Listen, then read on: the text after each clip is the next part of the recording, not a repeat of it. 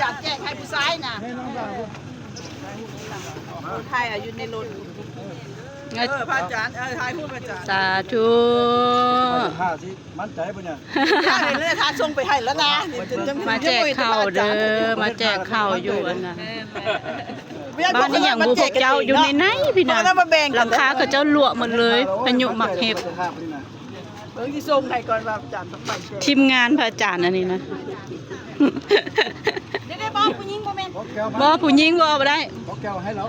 พอแก้วเอาให้ ได้ยกระหว่างให้มิวสิก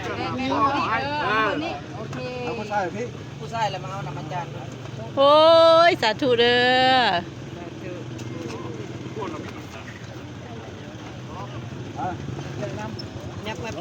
มาจากบ้านใหญ่มาจากบ้านใหญ่พวกเจ้านี่มาจากบ้านใหญ่